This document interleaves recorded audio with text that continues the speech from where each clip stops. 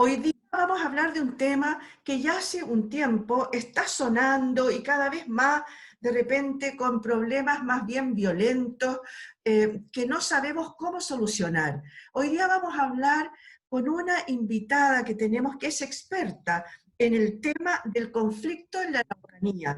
Me refiero a Leslie Briceño. Ella es docente de la Universidad del Desarrollo. ¿Cómo estás tú? Muy buen día. Gracias por invitarnos, por recibirnos, por, por tratar de dar a entender qué es lo que está pasando en la Araucanía. Buen día.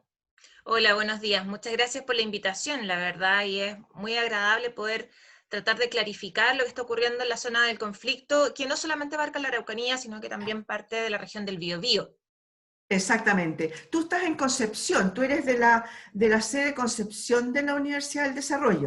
Exactamente, yo hago clases en la Universidad del Desarrollo, acá en la sede de Concepción, y por eso tenemos mucha más cercanía también con todo lo que es la zona de Arauco, con la zona también del Alto Biobío, que fue en algún momento una zona más conflictiva. Hoy día el conflicto propiamente tal se está trasladando mucho más a lo que es la Araucanía, Tirúa, Cañete, estos sectores que están entre la región de la Araucanía y la región del Biobío. Bueno, entonces yo te contaba al principio, antes de que comenzáramos la entrevista, que yo soy absolutamente ignorante en el tema. Entonces yo creo que tenemos que en 25 minutos tratar, no sé cómo, de aclarar un poco qué es lo que pasa, qué es lo que está pasando, por qué estas erupciones que las tenemos de vez en cuando. Yo no sé si son erupciones y después bajan o se mantienen, y lo que pasa es que los medios de comunicación no nos lo cuentan. Cuéntanos un poquito, Leslie, ¿de dónde parte? ¿Desde cuándo? ¿Por qué? A ver, si quisiéramos hacer una recopilación histórica, tendríamos que partir muchos siglos atrás, pero sí hay un punto de inflexión que tiene que ver con la relación entre el pueblo mapuche y el Estado chileno, específicamente a finales del siglo XIX. Lo que se conoce tradicionalmente, y lo voy a poner entre comillas, lo que Ujú. se conoce tradicionalmente con la pacificación de la Araucanía, que en realidad los historiadores y los sociólogos y antropólogos que han estudiado el proceso en los últimos años no hablan de una pacificación, sino que hablan más bien de una ocupación forzosa del territorio. Habían tratados claros durante el siglo XIX, después una vez de establecida la República en Chile, habían tratados claros que establecían que el Biobío era la frontera entre el Estado chileno y el pueblo mapuche. Pero Perdona, obviamente perdona, que, perdona. sí, tranquila. Esa frontera es la frontera para nosotros, llamémosle desde acá, los del norte, la frontera norte, pero la frontera sur, A ver, el tema es bastante más complejo de saber ¿ya? dónde terminaba la frontera sur. ¿Mm? Efectivamente, nosotros tendemos a pensar un poco que el pueblo mapuche ocupaba históricamente, eh, siempre se hablaba entre el Biobío o todo lo que fuese la zona que hoy día conocemos como la región del Biobío y la región de la Araucanía, pero también tenemos que pensar que esto se extendía hacia el este, o sea, el pueblo mapuche también eh, él estuvo, vivía y tenía comunidades que se Ujú. identificaban con la cultura mapuche en lo que es Argentina. Por lo Claro. tanto, estamos pensando de que durante aproximadamente el siglo XVI, XVII y también parte del XVIII, el pueblo mapuche habitaba aproximadamente incluso más al norte, todo lo que es parte de la zona del Maule hoy día, todo lo que es incluso un poco más al norte del Biobío, lo que hoy día podría ser Chillán, Ñuble, hasta, hay algunos historiadores que plantean que hasta aproximadamente Buenos Aires. Por lo tanto, estamos hablando de un territorio muy extenso Muy extenso. De la Pampa Argentina, y probablemente la frontera sur chilena debe de haber llegado hasta Chiloé, Puerto Montt, aproximadamente en ese territorio es el que estamos hablando, de lo que era el territorio mapuche previo a la llegada del español, ¿ya? ¿Te das cuenta? Eh, Nosotros lo fuimos como arrinconando. exacto, no solamente nosotros el Estado chileno, sino que también el Ujú. Estado argentino. Se producen dos fenómenos que empiezan a arrinconar al pueblo mapuche por el lado del territorio chileno y a establecer una reducción finalmente en todo lo que es al sur del Biobío, hasta aproximadamente lo que es hoy día Temuco y la Araucanía propiamente tal. Pero ya a partir del siglo XIX nos encontramos con todo lo que son se le empiezan a construir, por ejemplo, se empieza a construir Puerto Montt, se empieza a construir Temuco, el fuerte de Valdivia, reconstruye el fuerte de Valdivia en realidad, y ahí empieza el Estado chileno a tomar posesión de estos territorios, especialmente con soldados en una lógica un poco asociada a el pillaje que ocurría, y muchos de estos, el abigeato que tradicionalmente ocurría en la zona de Chile, que se iba, que cruzaba la frontera, y un poco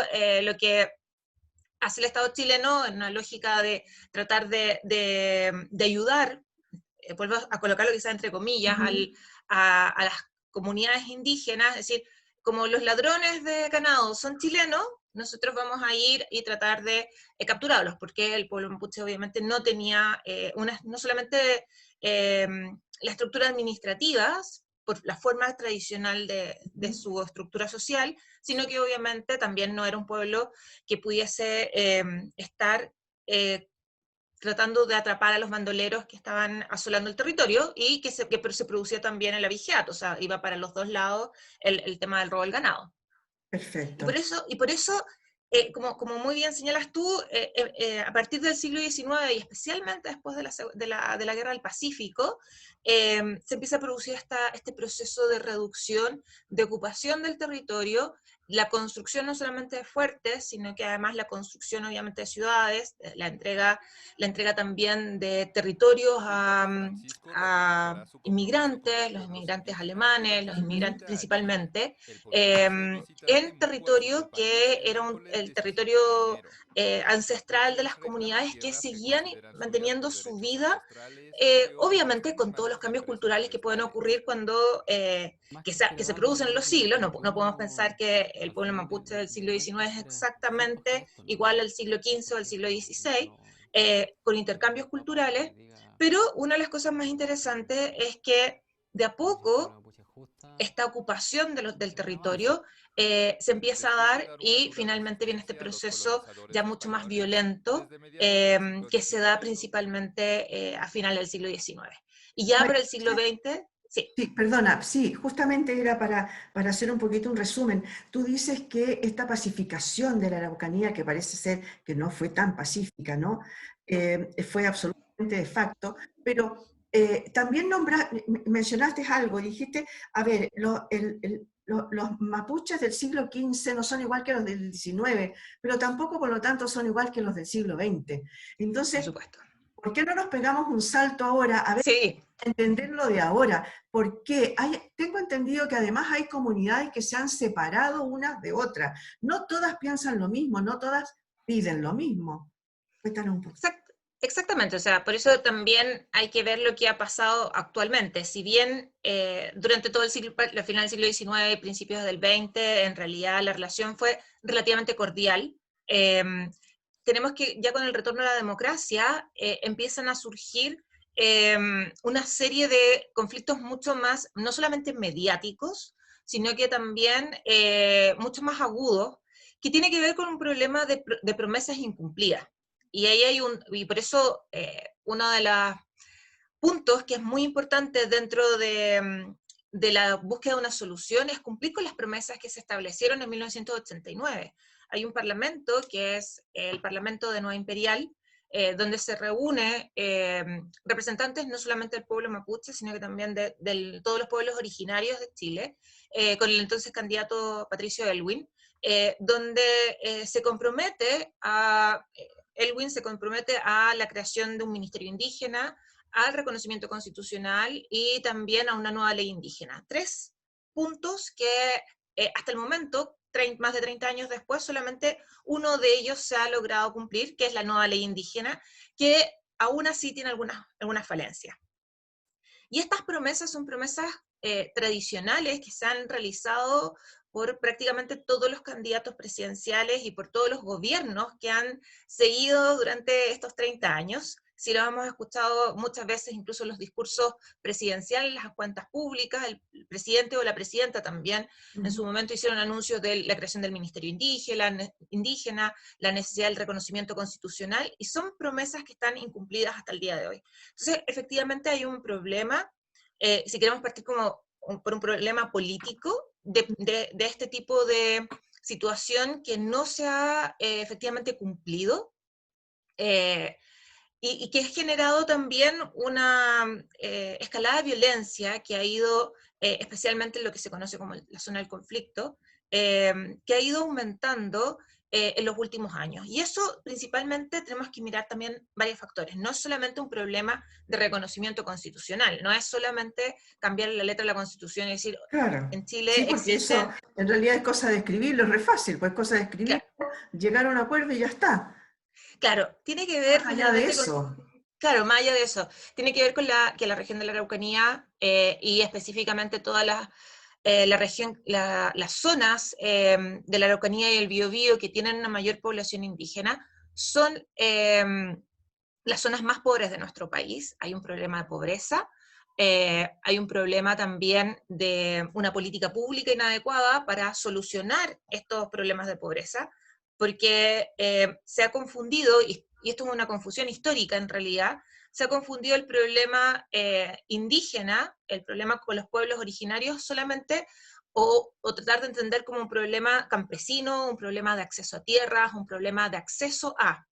Y generalmente las soluciones vienen asociadas a ese tipo de problemas. Entonces, claro, puede haber una política de recuperación de tierras, puede haber una política quizás de subsidios, puede haber una política asociada quizás a una beca específica para estudiar, para los descendientes de los pueblos originarios, pero si nosotros lo miramos en términos más globales, en general, son soluciones que son parte, son soluciones que no responden a una a su propia cultura, porque si bien, tal como yo lo señalaba, ha ido cambiando la cultura, hay ciertos elementos culturales que se mantienen. Chile no tiene, por ejemplo, una política de recuperación lingüística, como sí se ha dado en otras partes del mundo. El lenguaje, si bien el lenguaje del Chedungún no es un lenguaje que hubiera estado escrito, no tenía grafía, sí se comunicaban, y la grafía finalmente se genera a partir de las misiones jesuitas que se quedaron principalmente durante la época colonial en el sector. Sí, sí.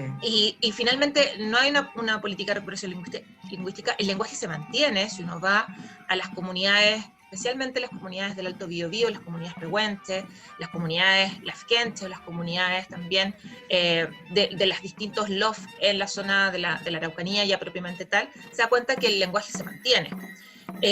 Pero finalmente uno de los temas que ocurre es que el Estado no da respuestas.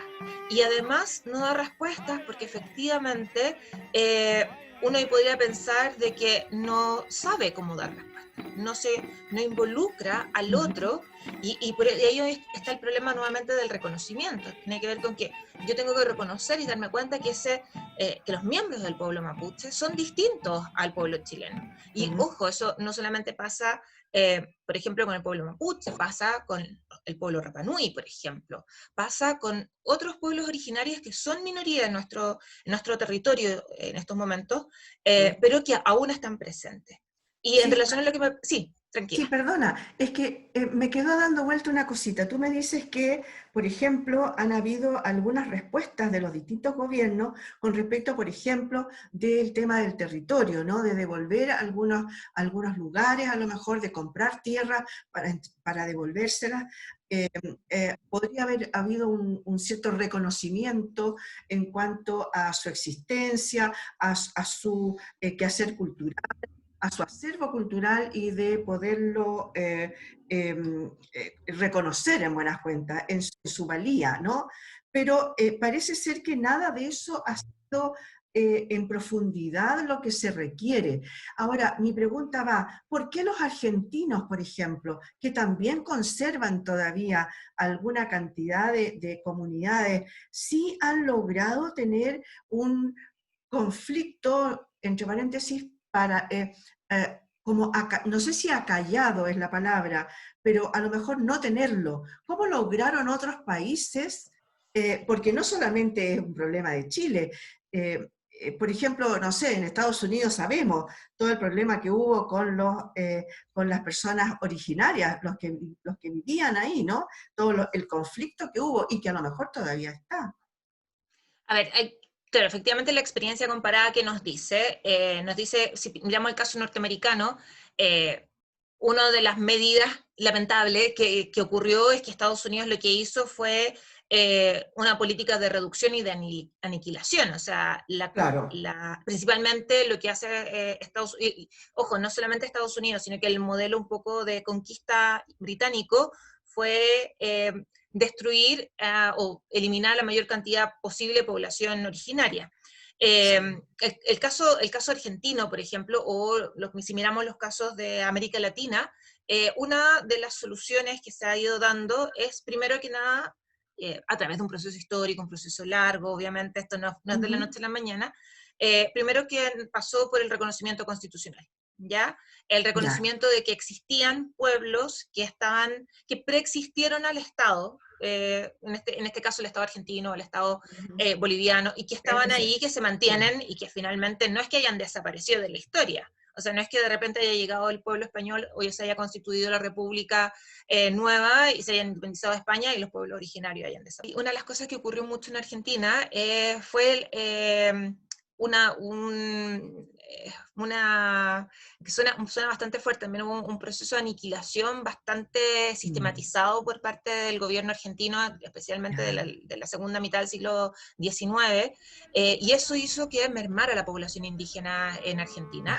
ya, Por eso las comunidades que quedan son comunidades muy pequeñas, principalmente comunidades puelche, que están directamente, son al otro lado de la cordillera, más o menos a la misma altura sí, del Biobío, están las sí, comunidades puelche, si bien son un grupo, vendría a ser uno de los grupos más importantes en términos numéricos, son bastante reducidos.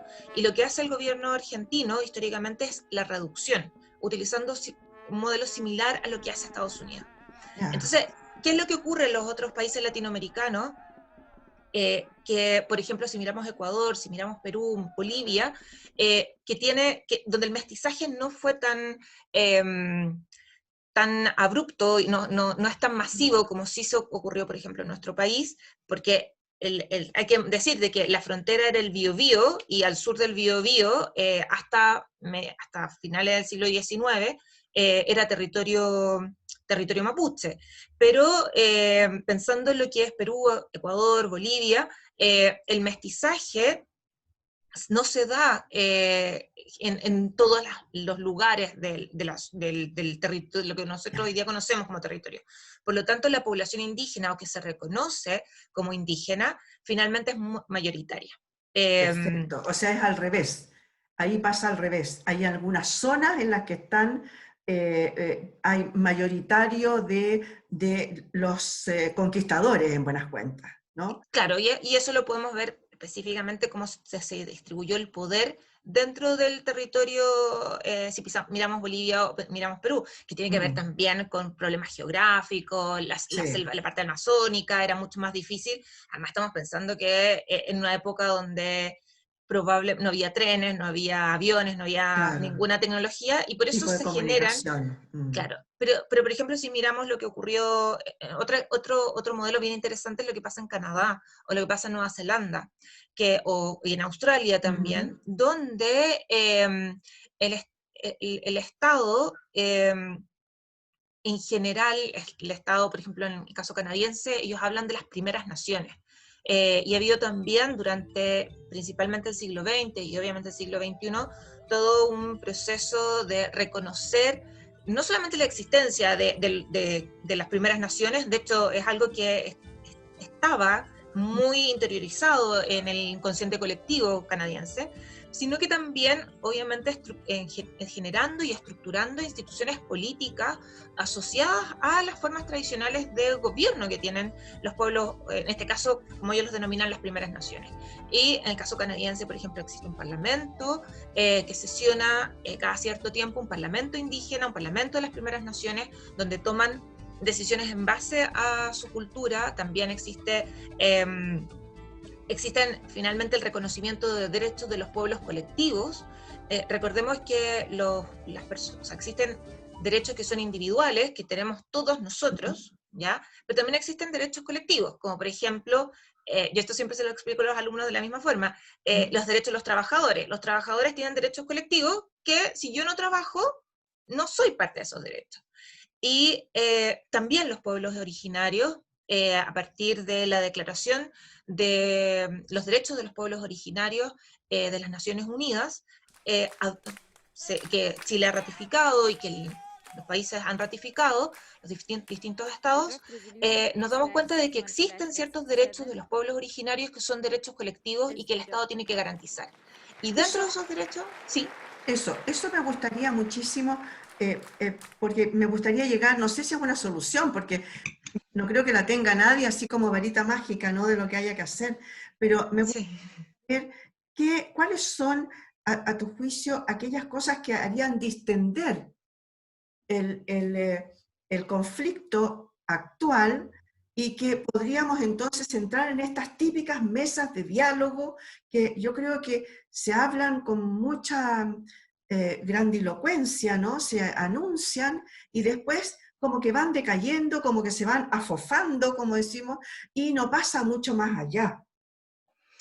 A ver, hay varias cosas que mirar. Primero, yo creo que efectivamente tratar de encontrar una solución al tema, no solamente al tema mapuche, sino que es generalmente el que más ruido hace, ojo, Ujú. eh, y que no necesariamente, como lo señalabas tú en un momento, no es todo el pueblo mapuche, son comunidades que tienen conflictos y probablemente son con las comunidades donde mayor pobreza hay, donde además también tienen conflictos con los sectores productivos que están asociados, como los sectores forestales o los sectores energéticos. Recordemos el conflicto Sí, pehuenche en los años 90, que era específicamente por la construcción de la central Ralco.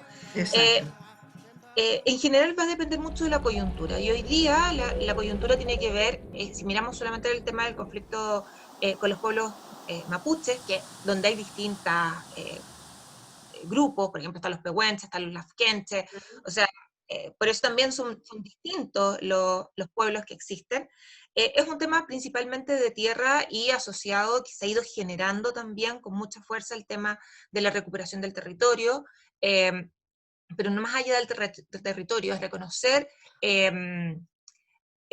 reconocer sus derechos políticos y obviamente también el tema de la autonomía, que es algo que los une mucho con el pueblo Rapanui. Una de las Sí, demandas del pueblo Rapanui sí, no tiene que ver con tierra, no tiene que ver con territorio, tiene que ver con autonomía. su Y autonomía, sí. si vamos mirando el tema con otros pueblos, por ejemplo, si miramos los pueblos en el norte, también tiene que ver con un tema de cultura, tiene que ver con un tema de recuperación lingüística, tiene que ver con un tema de recuperación de tradiciones culturales, también tiene que ver con un tema de tierra, también con los sectores productivos, como por ejemplo las mineras. Si vamos al sur, a la zona austral en realidad, no al sur, Ujú. los pocos pueblos o descendientes de los pueblos originarios que tenemos en el sur, Cahuáscar, Ona, Yagán, lo poco que queda, eh, también hay un tema distinto. Entonces, aunar todas las demandas en una sola es bastante complejo para el Estado, Ujú. pero no imposible. O sea, si quisiéramos priorizar un poco cuáles podríamos hacer casi como un paso a paso, primero, para poder establecer efectivamente esta mesa de diálogo y de conversación, primero debería ser una mesa de diálogo que incorporara a los pueblos originarios, a la diversidad de los pueblos originarios, no solamente expertos, y ahí ya nos encontramos con el primer problema. ¿Por qué? Porque la diversidad de los pueblos, especialmente dentro del pueblo mapuche, no hay un solo vocero, no hay una sola persona que hable por todas las comunidades. Perfecto. Y Entonces, quiero saber además cuántas comunidades son a las que hay que aunar, ¿no es cierto? claro, o sea, hay un registro a través de la CONADI, hay un registro de las Ujú. comunidades, hay un registro a través también de los LOF, que son las familias, eh, con lo cual uno podría trabajar, pero eh, son 400, son 500, son muchas Claro. más, entonces no Y se que puede todas se trabajar una... sientan, y que todas se sientan representadas, ¿no? En lo que se va a hablar ahí es muy, Claro, lejos. Pero ahí también se puede aprovechar las mismas iniciativas que el pueblo mapuche en este caso tiene, que vendría a ser quien está en estos momentos con mayores conflictos con el Estado, que son los parlamentos. El Parlamento es una institución que se ha utilizado en forma histórica el pueblo mapuche, que tradicionalmente se reúne en parlamentos para incluso ver temas propios. Se han realizado parlamentos entre, por ejemplo, vinculado con las comunidades argentinas, que hoy día también con distintas comunidades dentro de la misma zona. Entonces, la institucionalidad existe y la forma que ellos tienen de encontrar sus representantes existe y ha sido validada. Yo he tenido la suerte de participar algunas veces, no en un parlamento propiamente tal, pero sí en los Juegos del Palín, eh, en un guillatún, por ejemplo, que me han invitado, y he podido, en, un poco también desde lo ajeno, de no ser parte de la cultura, poder entender cómo se establecen las relaciones dentro de ellos mismos y cómo toman acuerdos. Entonces, la institucionalidad existe, el problema es que el Estado no reconoce esa institucionalidad. Ahora, hay una cosa que es la gran violencia que hemos visto estos últimos días. Entonces ahí hay un gran conflicto porque, a ver, esas comunidades, por una parte, las que están en este momento en el conflicto, en la violencia, se dice que están muy politizadas. Y por otro lado, el Estado, el gobierno, debería tratar de defender de que eso no siguiera sucediendo. ¿Cómo paramos esta cuestión? Porque hasta ahora es una rueda que sigue dando vueltas. Lamentablemente la violencia ya lleva casi 30 años. Si mal no recuerdo fue el año 93 o el año 94 que se produjeron las primeras quemas de camiones en la zona del conflicto. De ahí vino todo el problema, por ejemplo, con Ralco y nuevamente seguían las quemas de camiones. El principal problema, si nosotros quisiéramos mirarlo desde esa perspectiva, es con el sector forestal. ¿Ya? Hay un tema asociado al sector forestal que tiene que ver con, que además es uno de los grandes intereses económicos de nuestro país. El sector forestal chileno es uno de los productores de celulosa más grandes del mundo. No solamente tiene plantaciones forestales acá en Chile, sino que también en otras partes también de América y principalmente.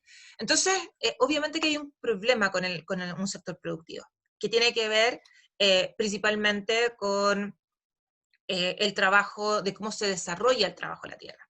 Y también hay ha generado, obviamente, esta relación que ha sido tensa por muchos años, ha generado, obviamente, esta escalada de violencia. La violencia siempre es condenable, obviamente, especialmente en los últimos atentados que hemos mirado y hemos visto, especialmente los disparos, la muerte del camionero, el disparo de una niñita de 9 años. Obviamente que la situación es tremendamente compleja, pero la solución a esto no es militarizando, no es llevando más fuerzas especiales, no pasa por que el Estado ejerza toda la violencia legítima que tiene en este territorio, porque no ha funcionado. No ha funcionado en 30 años. O sea, y si seguimos, y si el Estado sigue utilizando las mismas técnicas que se han utilizado desde hace 30 años, vamos a llegar al mismo problema, que va a ser agudizar más el conflicto. Si, bueno, antes hace algunos años atrás, yo recuerdo cuando uno va al mercado Temuco, y digo el mercado Temuco porque recordamos que se quemó, uno podía ver cómo, y que ocurre todavía en el sector de Temuco, quizás ahora menos en contexto de pandemia, pero cómo se criminalizaba el hecho de ser mapuche, de que si uno veía una ñaña vestida con la usanza tradicional, vendiendo en la calle sus productos, quizás que eran de su huerta, probablemente esa mujer tenía más probabilidades de que la policía la arrestara y se llevara su producción que otra persona que estuviera vendiendo en la calle otro producto distinto, vestido a usanza normal. Entonces, ocurre que durante los años 90 y a partir de los 90 se empieza la percepción de la criminalización única y exclusivamente de ser mapuche. Y cualquier conflicto que ocurriera era inmediatamente asociado al pueblo mapuche. Y ahí, lamentablemente, los medios de comunicación a veces no han jugado un rol muy activo, porque si bien se han manifestado y han mostrado la violencia que ha ocurrido, hay muchas veces que ha pasado, y como ocurrió hace algunos días atrás en la zona de la Araucanía, que hubo un allanamiento por parte de la policía, se incautaron armas de fuego, de un grupo que era un grupo paramilitar que no tiene nada que ver con el mundo mapuche, que finalmente era un grupo que estaba armándose para poder, alguien podría decir para defender sus tierras, otros podrían decir que son grupos extremistas, pero finalmente esa información apareció en distintos medios de comunicación, pero casi como una nota a pie de página. En cambio, si hubiese sido un allanamiento donde se hubiera encontrado una situación similar, hubiera sido vinculada y estableciendo vínculos con alguna comunidad, probablemente habría aparecido en primera página o de más Seguramente, destacado. Entonces, seguramente. finalmente, si nos damos cuenta, ya hay una criminalización solamente por el hecho de ser mapuche. Y eso no le hace bien al problema. Entonces, claro, efectivamente hay una escalada de violencia que el Estado tiene que hacerse cargo. El Estado no puede decir, ya voy a dejar abandonada la Araucanía o voy a dejar abandonada la zona del Gualmapu Ujú, y que se los arreglen solo y que sea el viejo ujú. este, o establecemos soluciones. Y las soluciones pasan por diálogo. Y el diálogo tiene que ser de ambos lados. Reconocer, por un lado, que el Estado reconozca los errores. Ojo, las comunidades también tienen que reconocer los errores que han cometido. Pues no podemos pensar de que aquí todos son blancas palomas.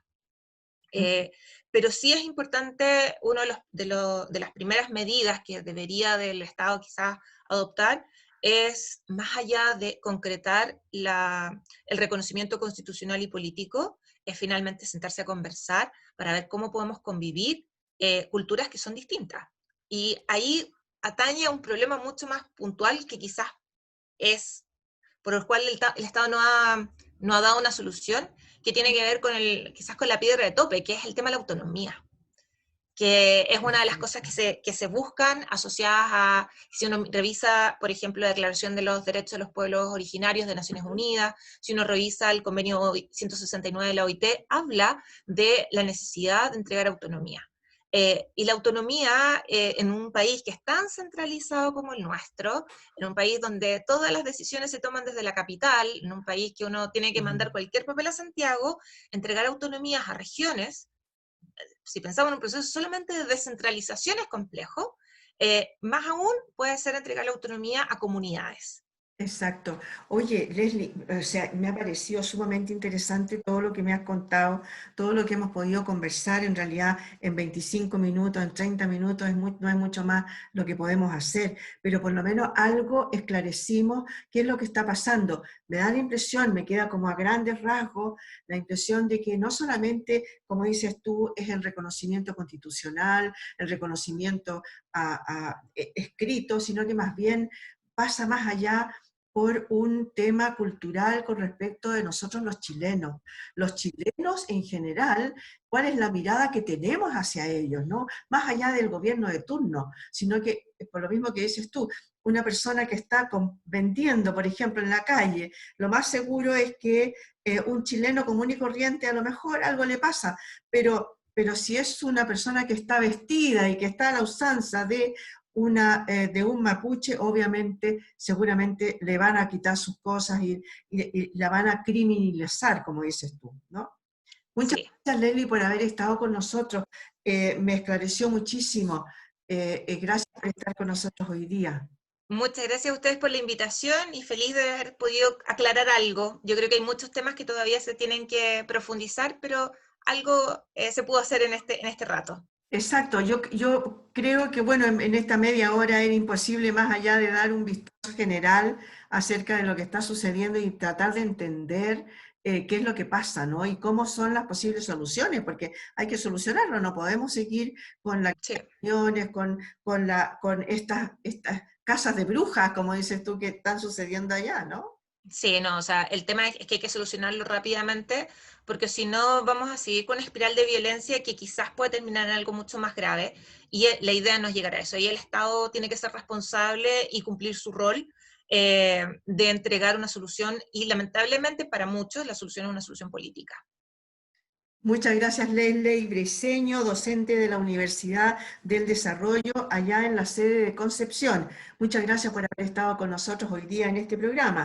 Y a ustedes, señoras y señores, muchas gracias por haber estado acompañándonos hoy en otro capítulo de En tiempos de coronavirus. Muchas gracias por haber estado ahí.